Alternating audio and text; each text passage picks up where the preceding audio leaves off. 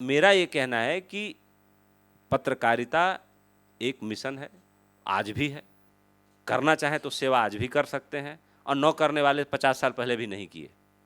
तो क्या होता है कि समय बदला है, लेकिन सत्य की परिभाषा नहीं बदली है, पत्रकारिता की परिभाषा नहीं बदली है, लोग नहीं बदले हैं। और एक बात आखिर में कहना चाहूँगा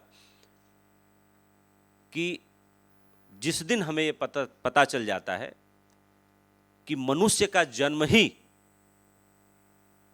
एक अवसर है, बाकी कुछ और नहीं चाहिए, और जिस दिन हमें ये पता चलता है, एक क्रांति का सूत्रपात, एक नए तरह की ऊर्जा हमारे मन में आती है, और जिस दिन हम पूरी जिंदगी जी लेते हैं लेकिन हमारी मौत बड़ी घबराहट में होती है, और उस दिन लगता है कि सब कुछ व्यर्थ किया हमने, जो तमाम लोगों ने लिखे हैं अपने अनुभव।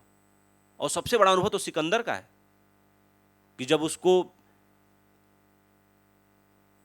क्या बोलते हैं, डायरिया हुई, हैजा जिसको बोलते हैं, जब वो मर रहा था तो उसने अपने वैद्य से कहा कि मैं तुम्हें अपना आधा राज्य दे दूंगा, बस इतना जिंदा रखो कि अपनी माँ से एक बार मिल लूं, किसी तरह से मुझे पहुंचा दो। तो उसने कहा कि आपको पता नहीं कि आप आधा की बात करें, पूरा राज्य दे के भी एक सांस नहीं मिलती।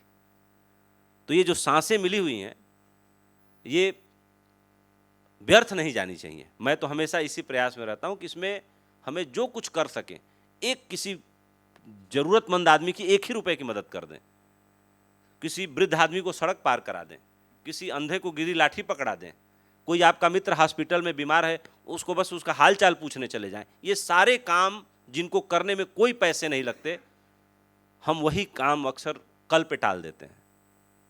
ये सब कुछ सेवा के काम में आता है, और पत्रकार का कोई इकलौती जिम्मेदारी नहीं है कि वही देश सुधार करे और जनता को सच बताए और नेताओं को आईना दिखाए, ऐसा कुछ नहीं है। हम सबकी ड्यूटी है। सोशल मीडिया ने आज सबको पत्रकार बना दिया है, सबको समाज सेवी बना दिया है, सबको सूचना धर्मी बना दिया है, और सोशल मीडिया ने एक आम से आम, गरीब से गरीब आदमी को एम्पावर किया है, उसके हाथ में ताकत दी है। गाँव में एक किसान भी जो लिख के भेज देता है, हजारों ऐसी फीड्स हैं मैं जो बता सकता हूँ बैठूँ नेट पर, तो कि उस पर एक्शन हुआ और काम हुआ। तो आज के वक्त में मैं कह सकता हूँ कि जो समय की रेखा हमारे जीवन से गुजर रही है, वही समय रेखा इस पल भी उतनी ही महत्वपूर्ण थी और 50 साल पहले भी उतनी ही महत्वपूर्ण थी। हमें उसको पहचानने की ज़रूरत है और अपनी जिम्मेदारी स्वयं से तय करने की ज़रूरत है। हमारी जिम्मेदारी जिस दिन कोई दूसरा तय करने लगेगा, आप समझ लीजिएगा कि आप दूसरे के हाथ की कठपुतली हैं, और कठपुतली बनाने के लिए कोई दूसरा जिम्मेदार नहीं है, हम स्वयं जिम्मेदार हैं। इसलिए यही सबसे बड़ी चुनौती है कि हम अपना एजेंडा स्वयं तय करें, हम अपने आत्मा की आवाज़ को स्वयं पहचानें, हम अपनी यात्रा स्वयं शुरू करें, तभी कहीं पहुँचेंगे। और हमें साध्य और साधन का ठीक ठीक पता होना चाहिए। अगर साध्य और साधन का ठीक ठीक पता नहीं है तो आप अपनी जिम्मेदारी से कहीं ना कहीं विरत हैं।